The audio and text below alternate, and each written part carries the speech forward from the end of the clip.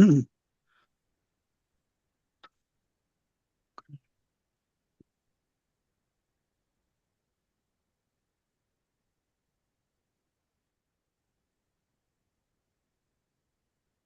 Mantri.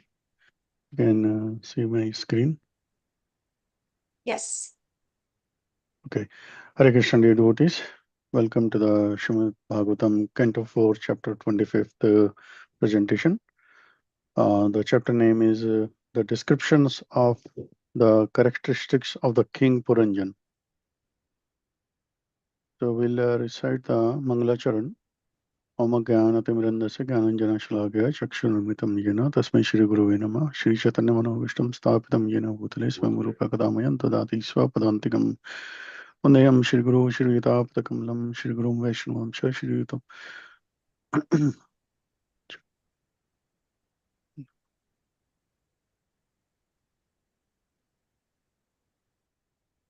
I cannot hear you, Prabhu. Oh, sorry. Yeah. Sadhuvaitam Savadadam Parijana Sahitam Krishna Chaitanya Devam Krishna Chaitanya Devam Shri Radha Krishna Padan Sagana Lalita Shri Vishakan Vitamsha He Krishna Karuna Sindhudin Bandhu Jagatpate Vesha Gopika Kanta Radha Kanta Namastate Tapta Kanchan Gaurangi Shri Radhe Vrindavaneshwari Prishmano Sate Devi Pranamami Hari Priye Vanchakalpatarubhesha Kripa Sindhu Vaivacha Pritanam Pavanebhyo Vaishnavebhyo Namo Namah जय श्री कृष्ण चैतन्य प्रभु नित्यानंद श्री अद्वैत गदाधर श्रीवासादि गौर भक्त वृंद हरे कृष्ण कृष्ण कृष्ण हरे हरे हरे राम राम राम हरे हरे नारायण ओम नमो भगवते वासुदेवाय ओम नमो भगवते वासुदेवाय ओम नमो भगवते वासुदेवाय ओम नमो भगवते वासुदेवाय ओम नमो भगवते वासुदेवाय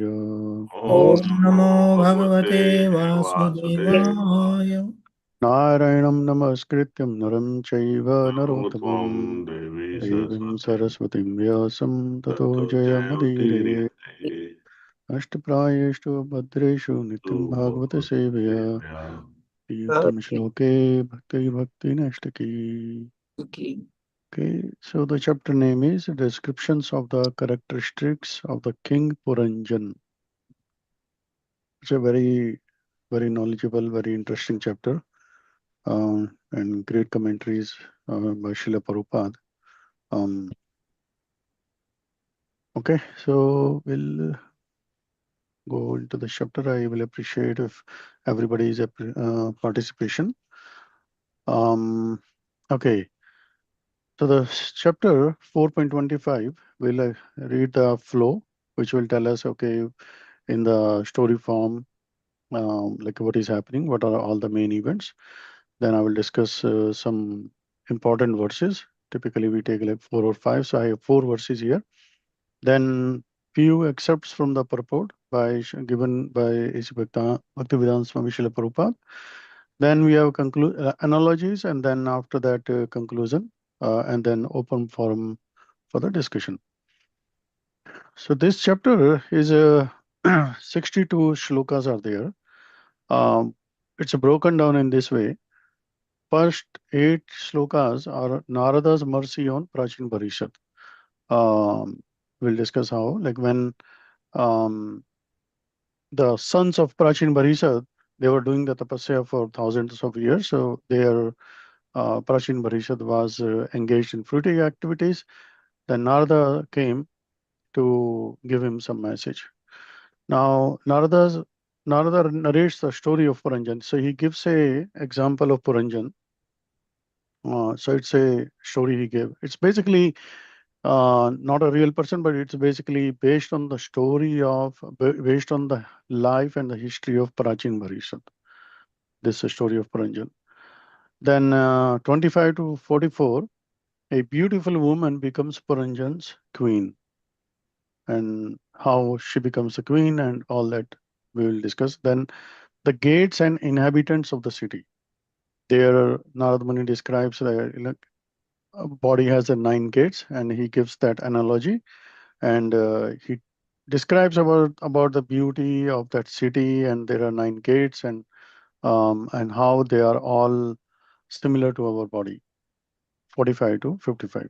Then Puranjana captivated by his wife, end of the chapter. So it's a 55 to 62. So it's a very important chapter. Then we'll continue. Hare Krishna. So first part is Narada's mercy on Prachin Bharishad. Now, King Prachin Bharishad, he was deeply involved in fruitive activities, thinking that they would bring happiness. Then his sons, the Parchetas, they were performing severe austerities in the water for 10,000 years while chanting prayers given by Lord Shiva.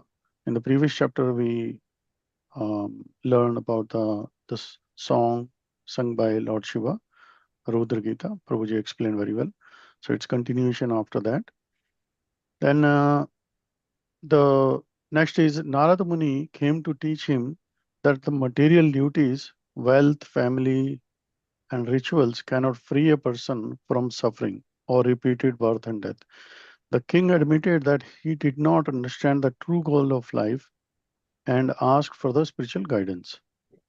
Then further, Narada showed him the animals he had sacrificed and explained that his actions had caused them suffering. He taught the king that the real purpose of life is to seek spiritual knowledge and return to eternal service with the Lord. So you can see this is the mercy on Prachin Bharishad by Narada Muni. So the few points here is like um, the Prachetas were doing the 10,000 years of like austerity that they were doing. They were, for us, it will be like we cannot perform that much severe austerities. We have very limited lifetime. Okay, that was back in Satyuga where the life was like very big, like 100,000 years. So we have very limited time. In our limited time, what Prabhupada ji has told us, like we should hear Srimad Bhagavatam, chant Hare Krishna mantra, associate with the devotees, and follow the sadhana and by doing the uh, and and serve the Vaishnavas. So these are the main points that we can implement in our life, and with some determination, and for a it requires like for a long period of time. So and that we can see the spiritual advancement also. Now, whereas other side, Prachin Bharishad was doing the fruitive activities, um, and by keeping himself busy.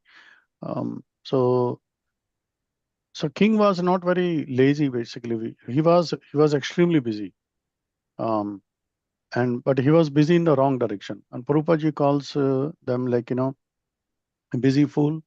Um, so like for example, a person can basically spend like 40 years in working hard and you know spending time with his family, buying the house and raising children, and finally he will say, okay, like what have I like accomplished in my life spiritually, you know. So that's a distinction, like um, I was busy, but doing what? Like being busy is like means like being successful. No, being busy like is serving the Lord and identifying ourselves. Who am I? So so then Narad Muni, he teaches he has the compassion on Prachin Bharishad, and he's in the mood of preaching and giving the knowledge to Prachin Bharishad. We can see further. The next is 9 to 24. Narada narrates the story of Puranjan.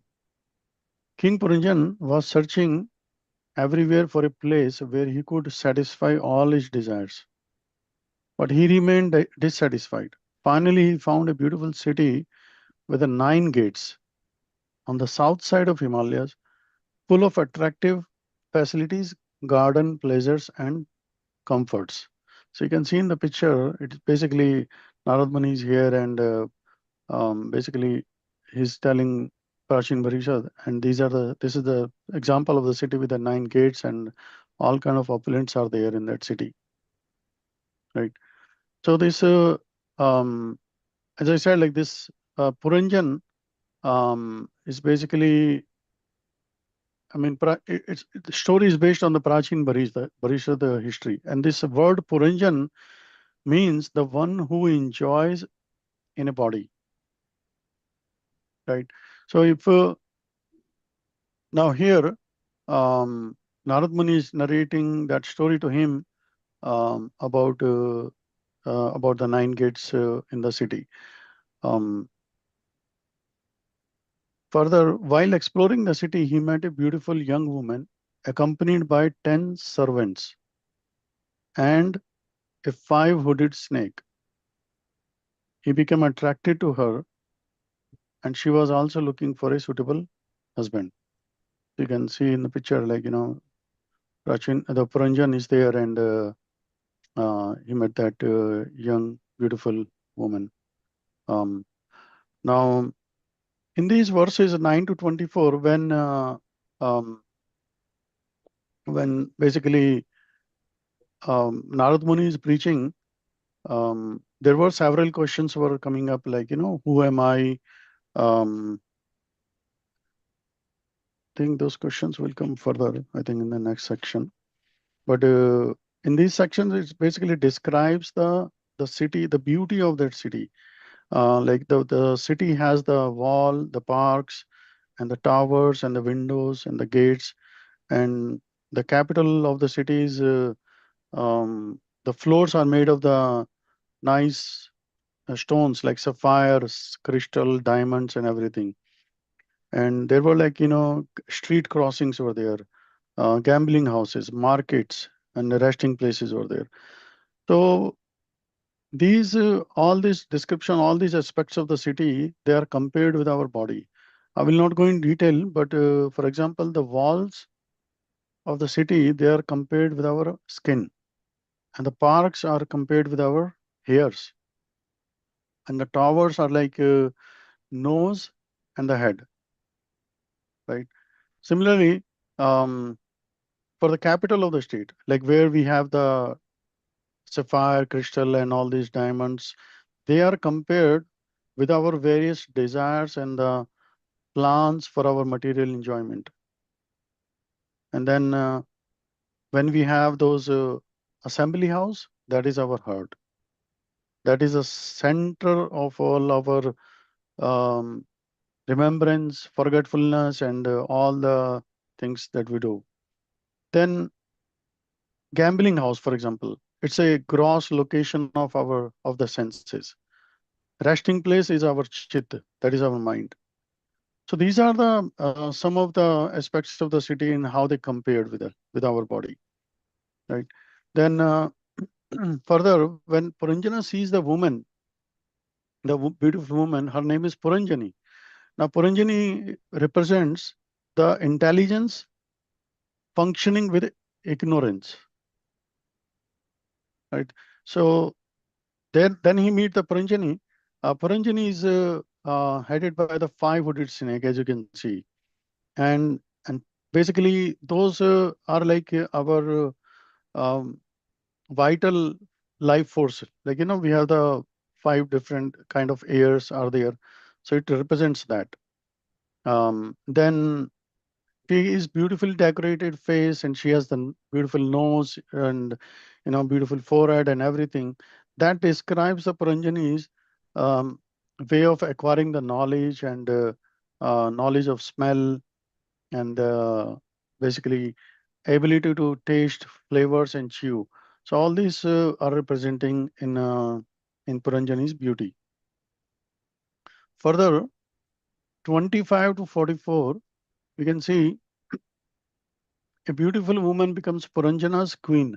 Now, like the king, the Puranjan, he becomes attracted towards Puranjani. Now, Puranjani and Puranjan, they basically marries, and then Puranjana becomes strongly attracted to the beautiful woman and asked about her identity, her companions, and the nine-gated city.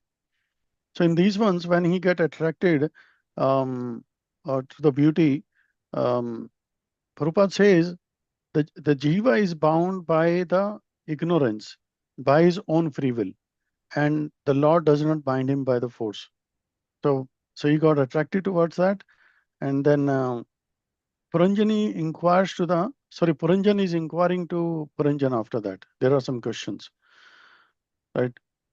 The woman admitted that she did not know who had created her or where she came from. She explained that the snake protected the city and her companions helped her satisfy Puranjana's desires. So when Puranjana was asking Puranjani that who are you and where are you coming from, whose daughter are you, what is the purpose of your coming here, and who are those 11 bodyguards that you have, and who are the women that are following them, and who is that snake that is preceding you? All these questions were asked by Puranjan. Then Puranjani is replying in that, like, I don't know, who am I?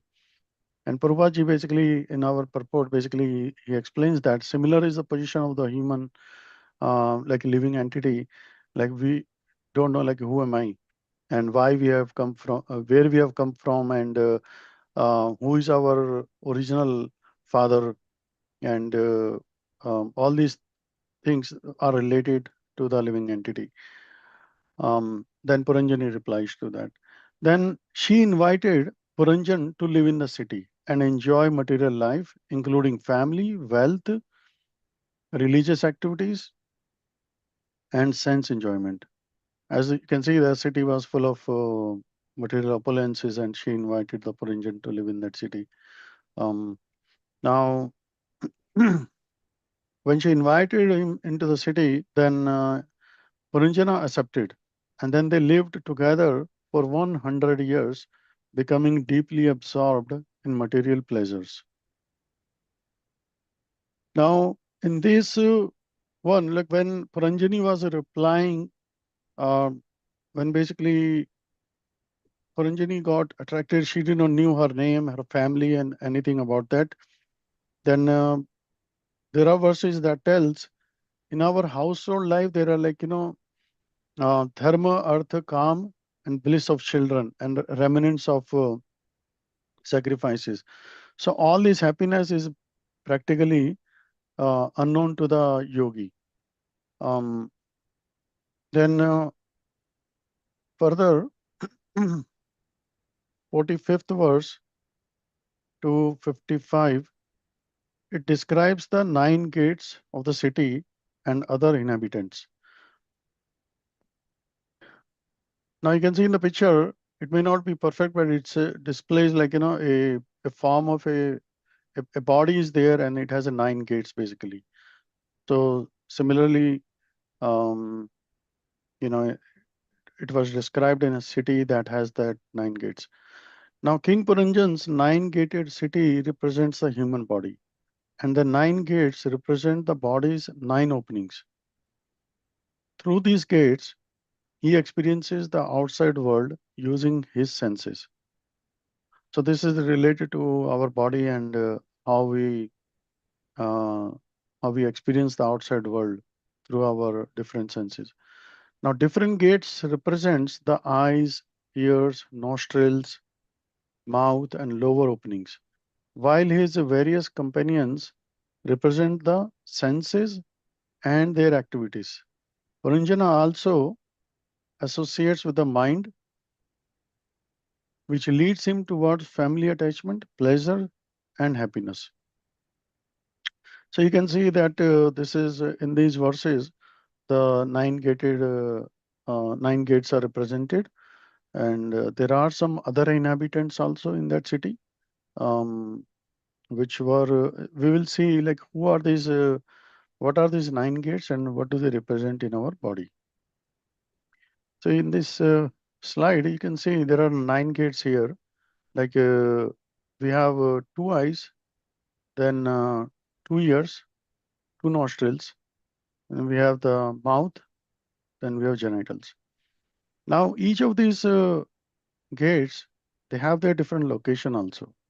So you can see that 4 of them are in the east side, one is in the south, one is in the north, and 2 of them are in the west side. Now, these gates names are, first one is a Khadyota, which is a left eye. Okay. And this left eye, its a destination is Viprajitam, which means whatever we see in from our eyes, it's basically the form that we see, whether it's a computer, whether it's a tree or building, we see the form. Then who is accompanying that? That is accompanying friend is Dyuman, which is our eye or sun. Then the next one is our right eye. Right eye, the gate is Avirmukhi. That's the name of the gate. And destination for that is again the same. Vibrijitam, we see from our right eye also, we see the form again. And this is the destination for that is Avadhuta. Then there are two more gates, Nalini and Nalini. Basically, not distinguishing them with a name. Those are called as the nostrils. And nostrils are used for the inhales and exhaling and all these. And we also use it for the smell. So the destination for the nostrils are Saurabha. And accompanying friend is Avadhuta. Then the fourth gate is a Mukhya. Mukhya means the mouth. And mouth is used for eating and speaking. Now, the destination for that is Bahudana, which is like we eat and speech. And accompanying friend is with the mouth is Rasajan. Like, when we eat something, we taste with our mouth, with our tongue. And then Vipana is we speak also. So those are the accompanying friend.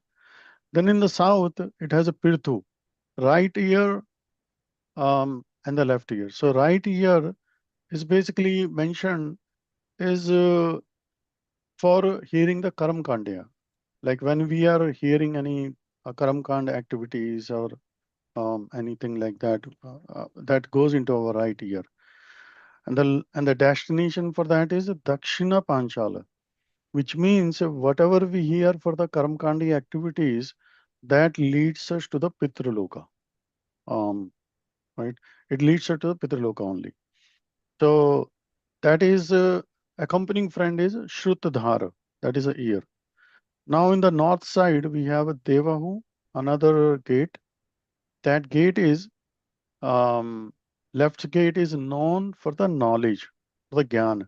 When we hear Srimad Bhagavatam or any knowledge that we are gaining, that gate is for, the left ear gate is for that purpose. Now, the destination for that gate is Uttar Panchal. So when we hear the knowledge, that means we are definitely going to the upper planetary system. And those are called as a Mahar, Tapa, Brahmaloka and higher planets. The reason why there are multiple planets are given, it depends on what we hear. And basically, if we are hearing about the demigods, we go to the loka of the demigods, basically. And one can go to the highest planet also, based on what we hear and what we implement in our life. So the accompanying friend is Shrutadhara. That is the accompanying friend for the ear. Now, other gates are in the west, Ashuri. That is the genital. Okay. And the destination for that is Gramaka. It's basically engaged in a sex life and Turmada. With that is who is accompanying those sinful activities or the sex life is Durmada. Durmada means it's a sinful and madness is there.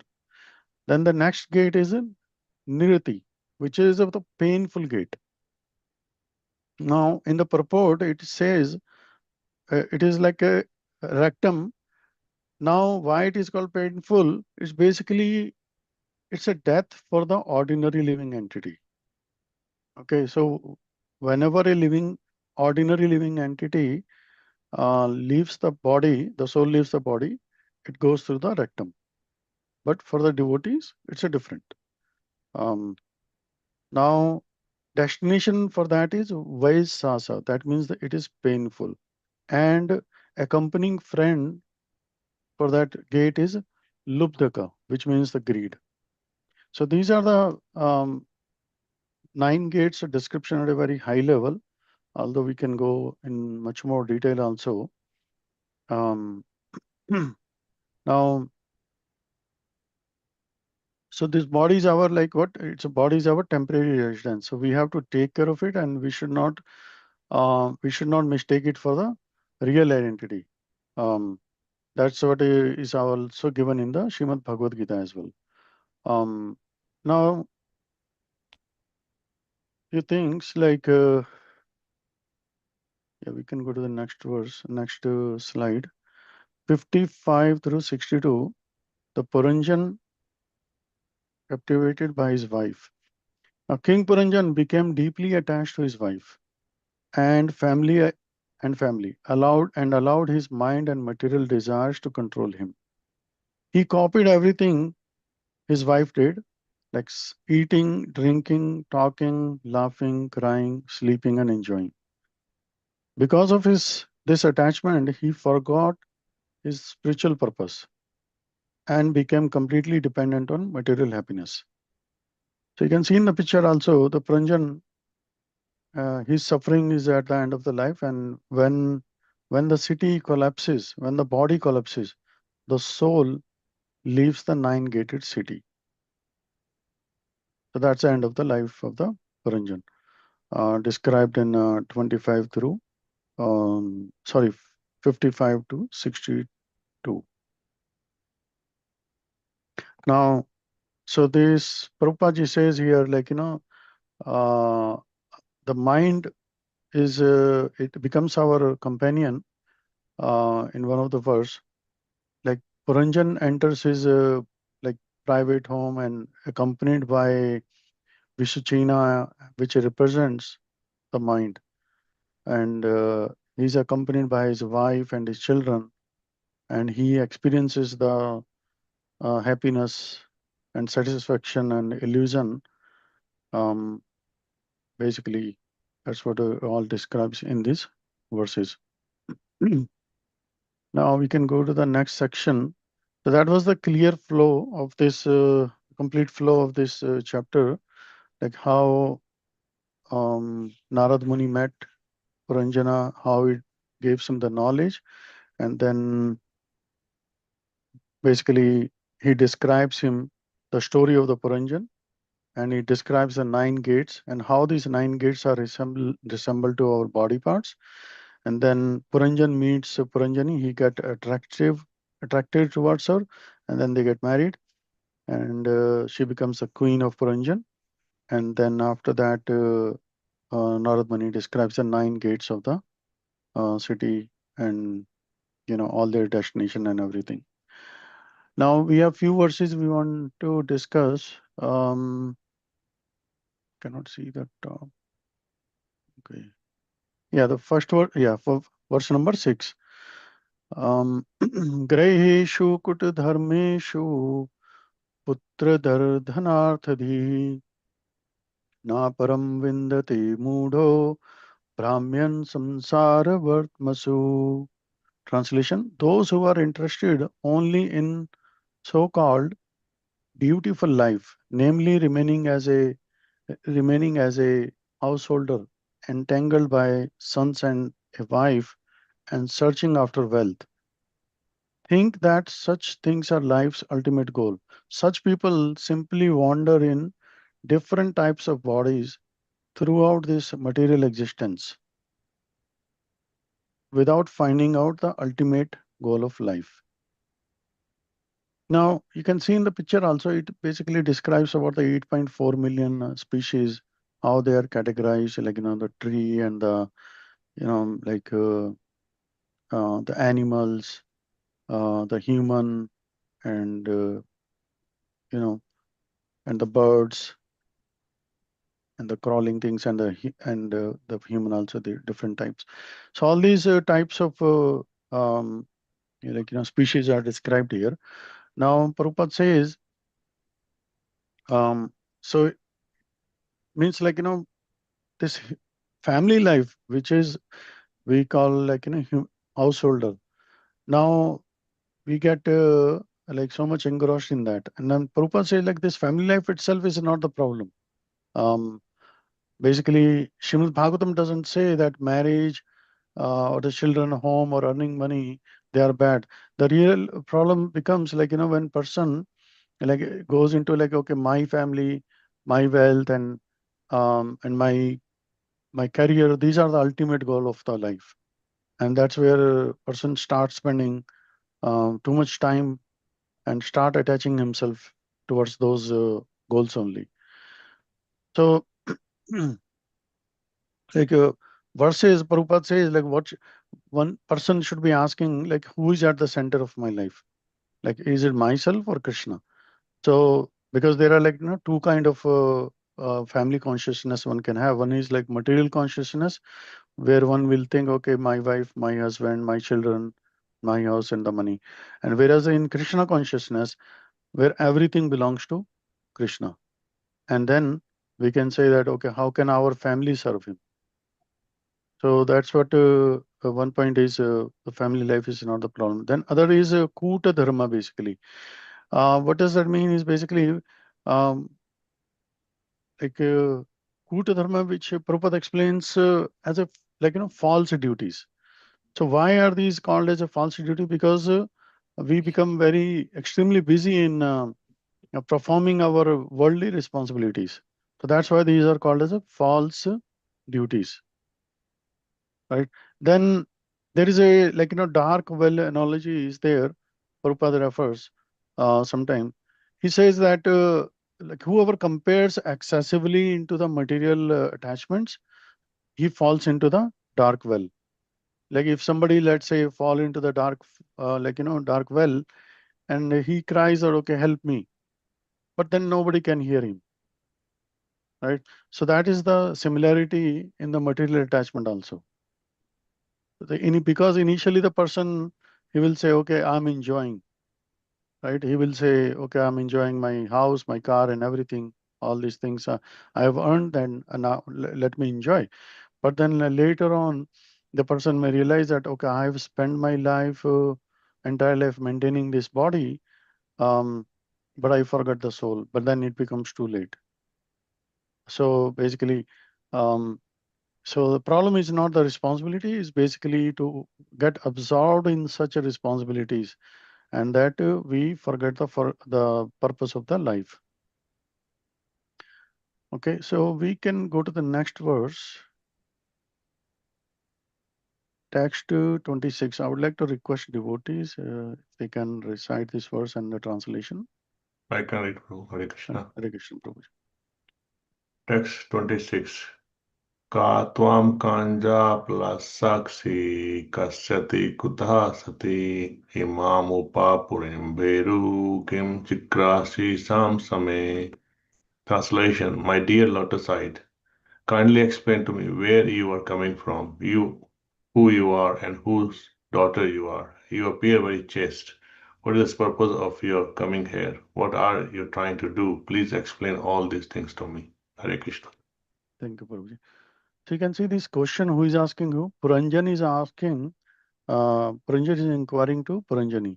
These are the 7 questions he asked. Who are you? Where are you coming from? Whose daughter are you? What is the purpose of you coming here?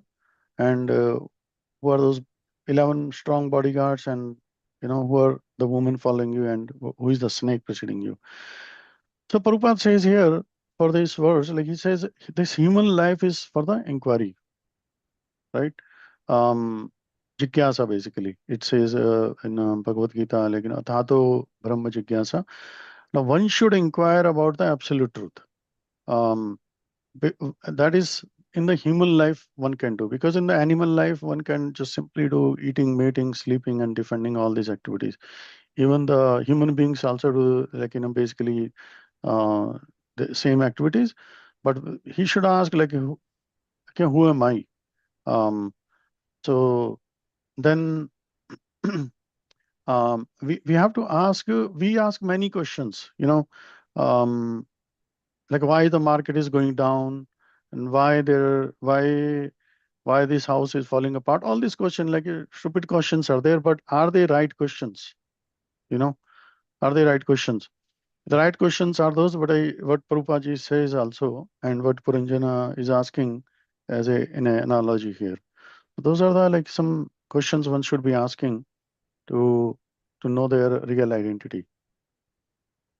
Now, when he asked like where did I come from, right? That means to us as well. Like, where did we come from, and where will we go after this body, right? So, but this material education, it teaches us, okay, you were born on this so and so date, so and so month, and so day. Okay, so but we have to think that, okay, did I actually exist before I was even born? If one start inquiring about that, that is the spiritual knowledge, right? And that's what Bhagavad Gita also says, that this soul is unborn and soul is like eternal. So you were not just born in that particular date only, you were there before also, right? And this the purpose of this life, just when we not just to earn money and enjoy and grow old and die, is basically the purpose of this life to understand ourselves and understand our relationship with the God and how we can serve Him. And those are some of the things that one can ask, okay, what is the purpose of the life? We can go further in next verse. May I request the devotee can recite the verse and translation? Yes, Prabhuji. Hare Krishna, Prabhuji. Hare Krishna.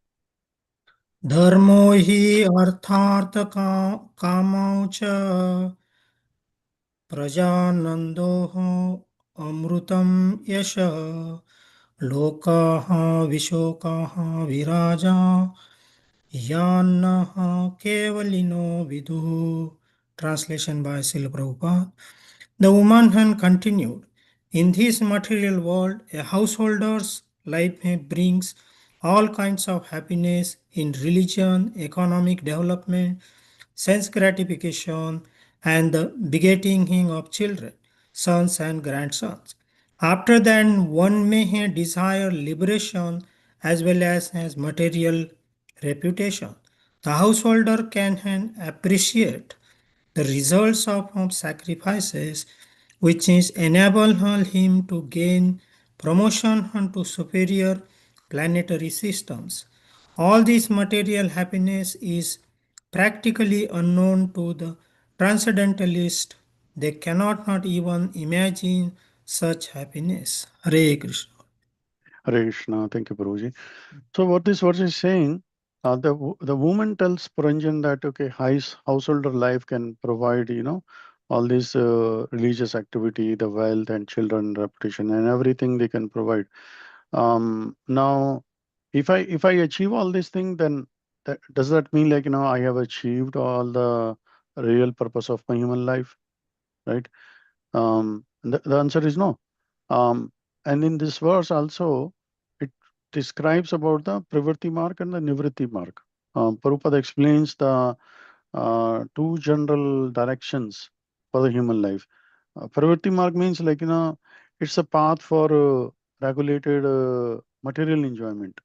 Like in a person, like for example, person has a desire, um, and but he learns to regulate them according to the religious principles. The Nivritti Marg is it's a path of withdrawing oneself from the material enjoyment, okay, and advancing towards the spiritual realization, which is like when we hear, and then we can start withdrawing ourselves from the material enjoyment and detach ourselves from there and attach ourselves in Krishna service. So instead of just saying that, Prabhupada say like enjoy whatever you want, like Prabhupada says, like you have desires, you just regulate them and gradually develop the higher desires. And in this verse, Prabhupada ji says in the purport as well, like Grihastha is not the same as the Grahmedi. It's basically Grihastha is sometime, okay, it's basically the householder who accepts the family responsibility, okay, and regulates those and use it for the higher purpose.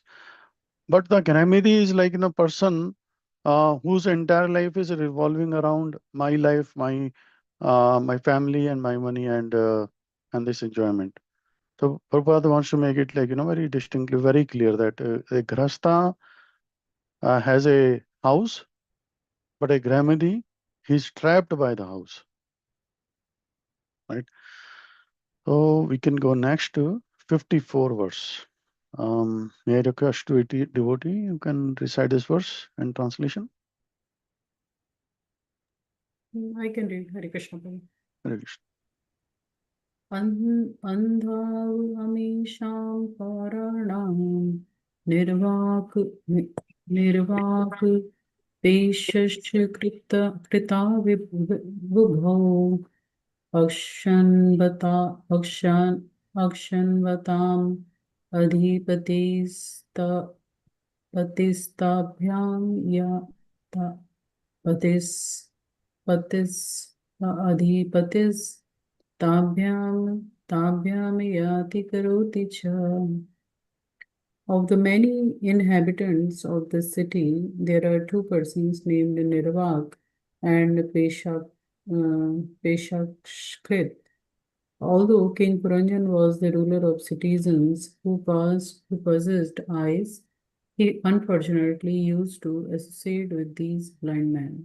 Accompanied by them, he used to go here and there and perform various activities. Hare Krishna. Hare Krishna. So this is another very important verse. Basically, after describing all the all the 9 gates, there were two other inhabitants basically that Puranjan used to go there and meet them. So who are those two like inhabitants? Those are Nivrak and Pishakrit, which represents the feet and the hands. Okay, so he used to go and meet them regularly. Now, as you know, this Puranjan represents the living entity, the city. Now, why are these hands and legs, they are called blind, right? See, these hands and legs, they cannot see independently, right? So your eyes tells your leg, go there, and your eyes tells your hands, like, pick that up or something. So legs themselves, they don't know, like, where they should go. And the hands also, they don't know, like, what they should touch and what they should not touch, right? So, the thing is, like, our senses, they're like our, like, instruments. They are powerful, but they need a proper direction, right? So the senses are basically, they are the good servants, but they have a bad masters if they are, like, misengaged, right? Prabhupada gives an example of the car also many times. Imagine somebody is driving the car and like but if you just allow the wheels, okay, to decide where to go, but the driver must decide. A driver must decide, okay, where you should go. Um, so that's another verse basically, because if we just simply um, follows our bad intelligence, it can and use them to guide our hands and legs, we can fall into the hole and bump into something, and it can place us into the jeopardy. Now we can go next section, the purport section here. So I would like to request devotees if each of them can read 2 purports section. Okay, Hare Krishna Prabhu, I read. Hare Krishna. Welfare activities for the benefit of the citizens were aimed at understanding the Supreme Personality of Godhead. The human form of life is especially meant for understanding God, our relationship with Him, and our activities in His service. Because the kings took charge of the spiritual education of the citizens, both the king and the citizens were happy in Krishna consciousness. 4.21.1. A devotee does not give any importance to the ultimate goal of the karmis and gyanis. The ultimate goal of the karmis is promotion to the heavenly kingdom and the ultimate goal of the Gyanis is merging into the Brahman effulgence. Of course, the Gyanis are superior to the Karmis, as confirmed by Lord Chaitanya. One Gyani or impersonalist is better than many thousands of fruitive actors. CC Madhya 19.147. Therefore, a devotee never enters upon the path of karma or elevation by fruitive activities. In pure devotional service, however, both karma and jnana are considered bewildering features of the illusory energy. 4.25.3. Hare Krishna. Hare Krishna. Thank you, Mataji. Somebody else would like to read? I can read. Actually, pure happiness cannot be had within this material world. If we wish to enjoy something, we must suffer for something else. On the whole, suffering is the nature of the material world, and whatever enjoyment we are trying to achieve is simply illusion.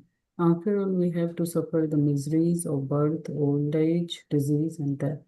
4.25.4. It can be concluded that one cannot become happy by simply performing pious activities.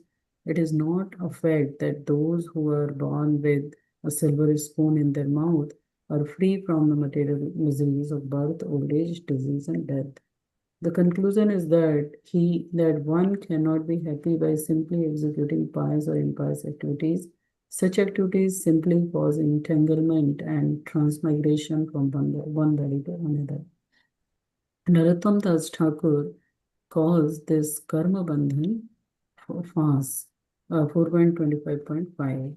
Sat sang chari kainu asate vilasa ते कारणी लागेला ये कर्म बंधन फांस है.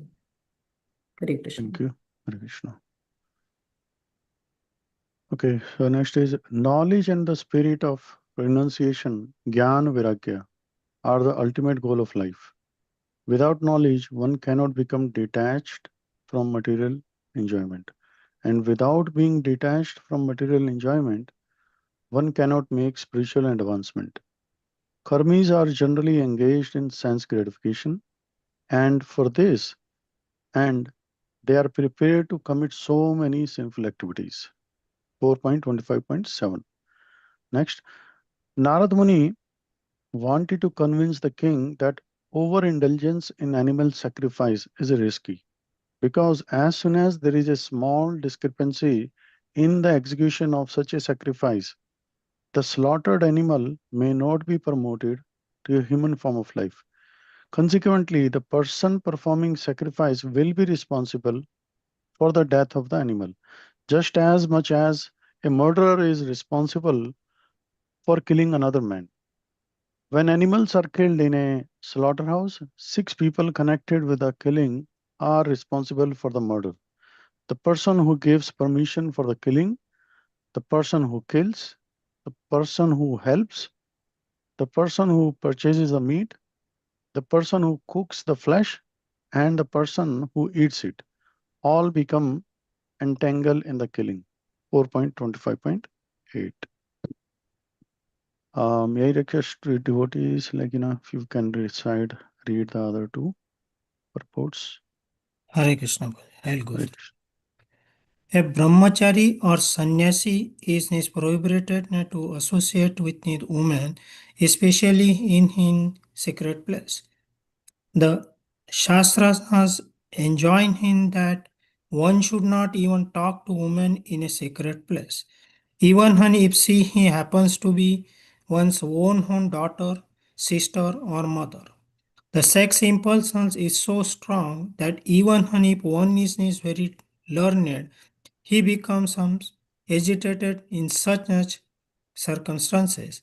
If this is the case, how can a young man in a niceness park remain calm and quiet after seeing a beautiful young woman?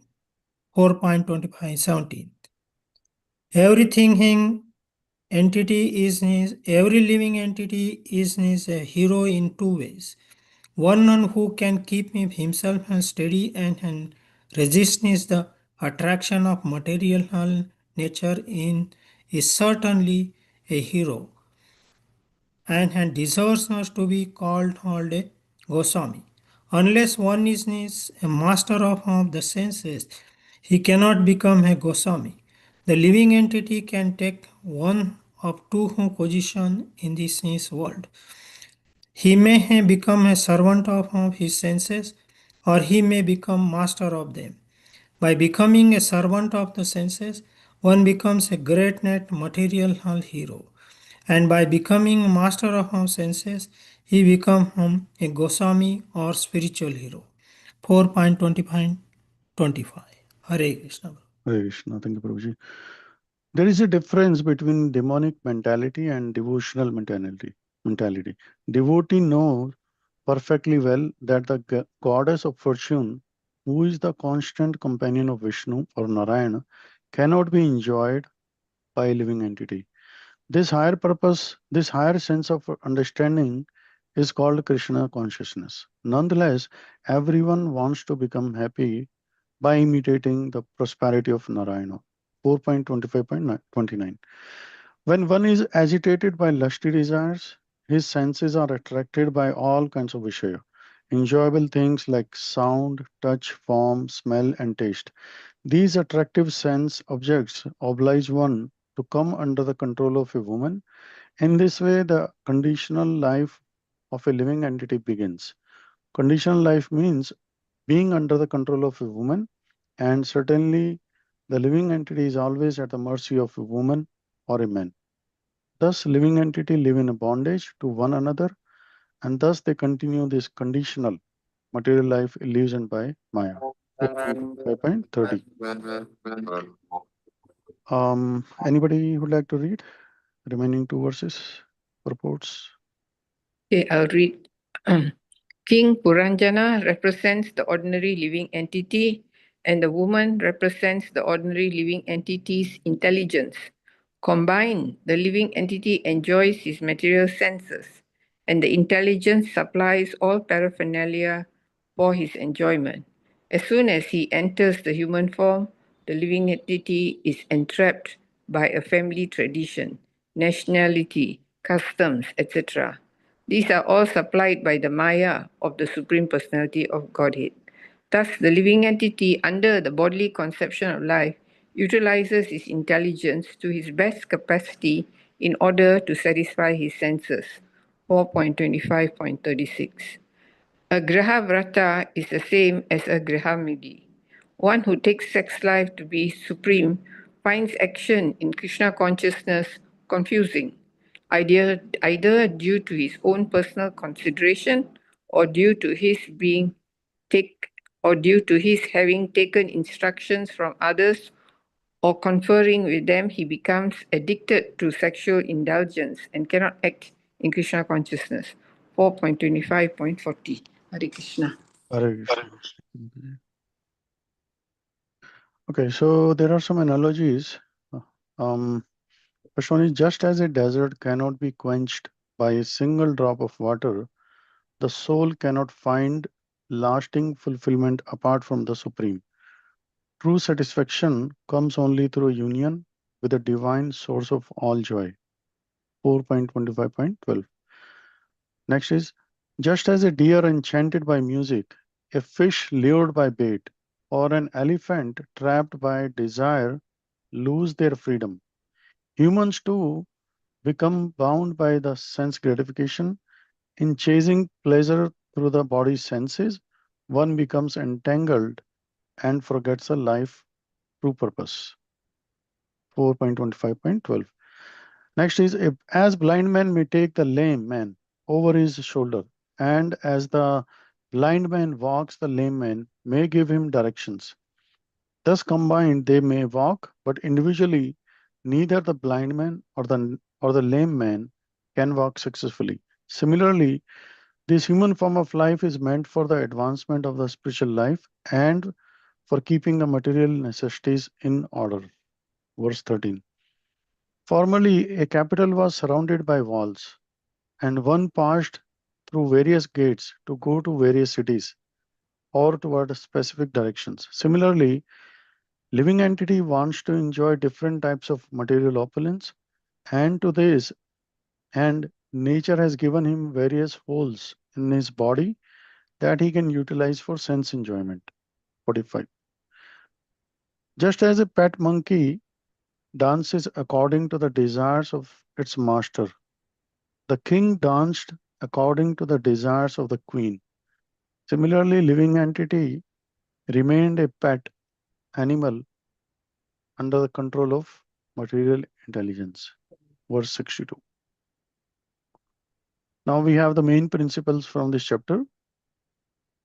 These are very important ones.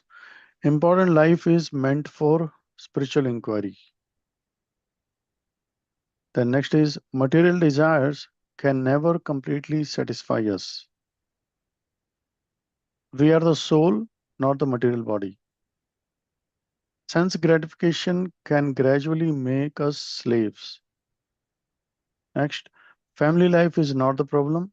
Attachment without Krishna is. Material security is ultimately an illusion.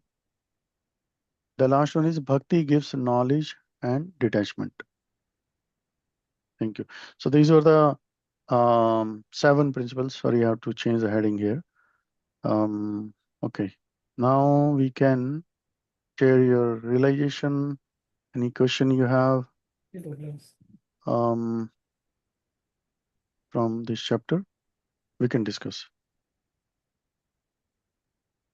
Hare Krishna Mataji.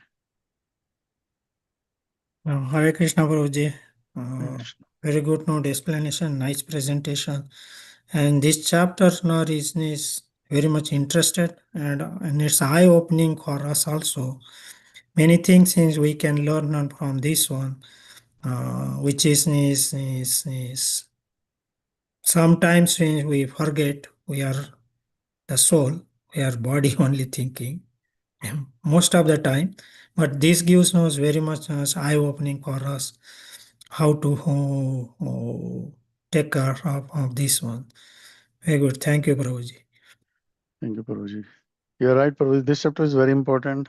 Yeah. And we should, I mean, at least for myself, I will say like I will go back and read again and again because it has a very much a resemblance to the body and how the 9 cities are, 9 gates are.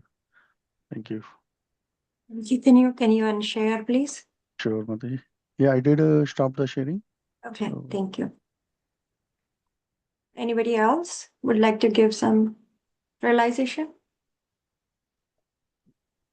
Thank you, Prabhu. Very nice analysis and summary of the chapter. Very clear. Thank you, Mataji. While preparing for this presentation, I was reading the purports, and many times Prabhupada has given reference of hippies.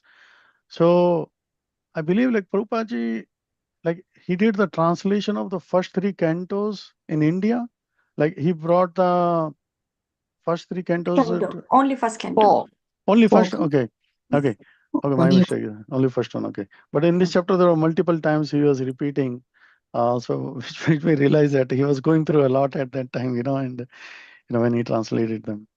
Yeah. What Thank I you. noticed, Prabhu, there is a lot of good knowledge and realization in purports that Prabhupada shares. Yeah.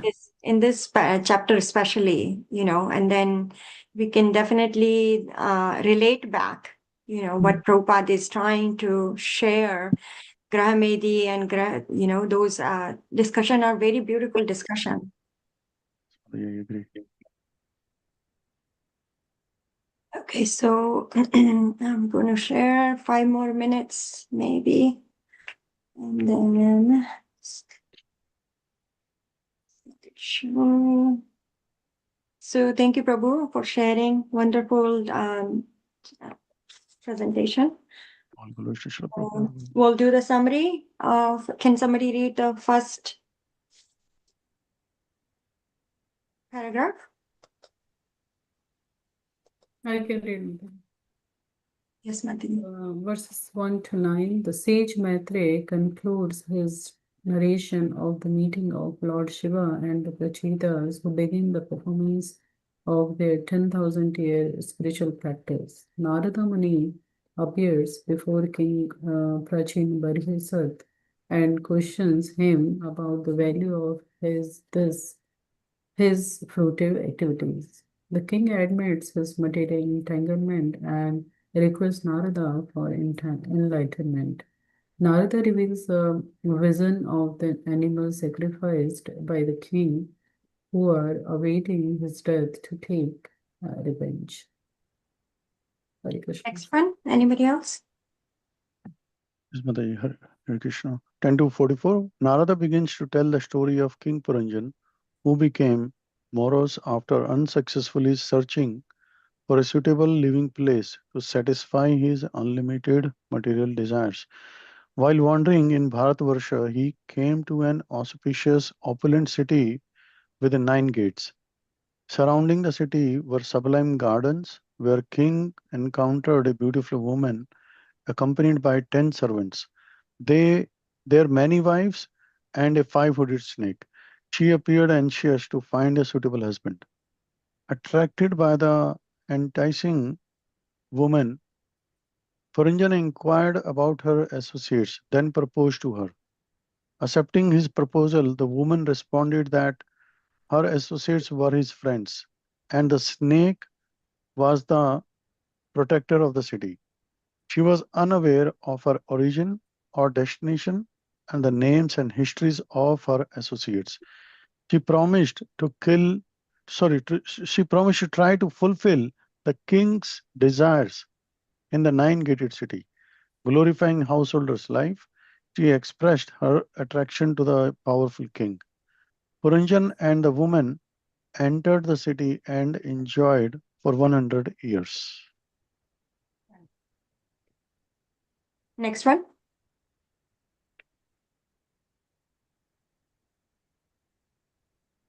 Okay, I'll read. Narada describes the 9 gates of the city and how the king, along with different friends, would utilize those gates. The king would also associate with 2 blind persons and would sometimes go to his private home where he would experience illusion, satisfaction, and happiness from his wife and children. Entangled by his material activities, King Puranjana came completely under the control of the queen and was cheated. While fulfilling the desires of his wife, he would mirror her activities and moods. Hare Krishna. Haribo. Thank you, Mataji. So there are some analogies in 12 words. A desert requires ocean of water to satisfy it. And if only a drop of water is supplied, what is its use? Similarly, the living entity is part and parcel of the Supreme Personality of Godhead, is also seeking complete enjoyment. However, complete enjoyment cannot be achieved separate from the Supreme Personality of Godhead. In the 45 through 47, the king or the ruler of the body, who is the living entity, uses all these doors to enjoy different types of material pleasures. The point of this simile is that the living entity wants to enjoy different types of material opulences. And to this end, nature has given him various holes in his body that he can utilize for sense enjoyment. The questions. This chapter actually has very wonderful questions, and it invokes that we realize what Prabhupada has given us as a learning tool to apply on our life. The Karma Bandha Phansa and the Kuta Dharma, Manidhar Prabhu explained that in his presentation wonderfully. Explain why our knowledge and a detachment called the ultimate goal of life. 6 people implicated in animal slaughter. So we should always remember that not only the person who is killing, the other 5 people are also equally responsible for it. What does Puranjana mean? In the next chapter, we are going to realize, in next couple of chapters, when Narad Muni starts speaking, then we'll realize why this story has been mentioned to King Prashin Bahari. Why did Puranjan remain unsatisfied? Just like our situation is, we are unsatisfied no matter what we try. At some point in our life, we become unsatisfied in whatever activity we are doing until we connect it to Krishna. Describe which animals are victimized by their different senses. What is Andhpangu Nyaya and how can we apply it? What are the walls, parks, canals, windows, and 3 types of metal compared to? And list that these things represent the beautiful woman, her 10 servants, the servants' wives, 5-hooded snake. Describe the 2 ways a living entity can be a hero. How can one gain the favor of the goddess of fortune? What is the difference between a demon and a demigod? Why do the materialists feel that the statuses of life to be worse than animal life?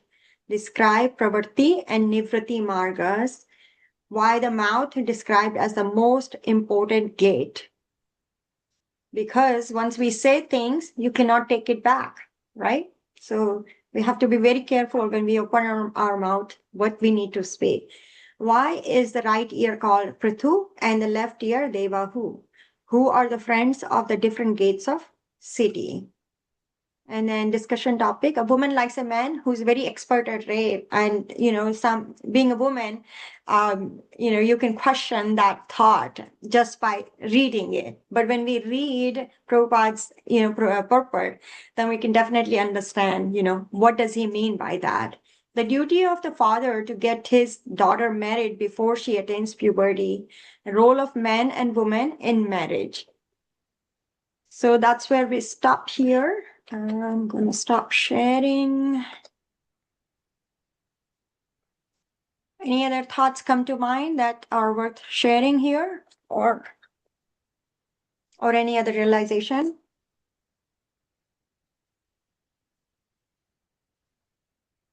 Okay, if not, thank you so much for joining. Vancha kalpatarubhyascha kripasindhubhya evacha patitanam Patitanam pavanebhyo pavanebhyo namo namo namaha. Hare namaha. So, Krishna. Mataji, Hare Krishna. next Thank you, next Mataji. week, Ki jai. Yeah. Prabhu, can we stay for a minute? Yes, yes. Okay. So next week, okay, who is presenting? I am presenting. Prabhuji. Naren Prabhu. Okay, Yeah. chapter Not next week. 26. 23rd we don't have class. 30th I am presenting. Yes, Prabhu, Yes, 30th. 23rd we have the San Francisco Rath Yatra here, Prabhu. Yes. So Yeah. I want to just further actually, okay. After that, Kripatita Mataji, I think you are scheduled after I'm on Naren the Prabhu? 6th of September. Yeah. September 6th. Yes. Yeah, correct. Okay. Yeah, the week after that, correct. Yeah, so. Okay. And then after that, Ras Vilas Prabhu is there for chapter 28, which is going to be on September 20th. I think September 14th or 13th, we don't have class. Oh, I think, no, Prabhu, my presentation is on the 13th of September. Sorry. 13th? I Yeah, I think think 6th September. also no class. Last week, I remember they said no class on the 6th. because it's Labor Day, probably. Prabhu. Okay, okay. Yeah, So we have the September class on 4th is a And September Janmashtami. Janmashtami 13th. is there. Okay. Yeah. Yeah, Okay. correct. Then September 20th is the Ras Vilas Prabhu is there for chapter 28. And then we have Anuradha for chapter 29 on October 4. There is no class on 26. I think that's what we decided, something. Then Vrindavan Vijay Das Prabhuji, chapter 30th on that following weekend, like which is 11th October. And then after that, Rupanuga Prabhu is there, October 18. Yeah. Yeah. I've just updated the roster so you can Rosters. look at it. Yeah. Thank you, Prabhuji.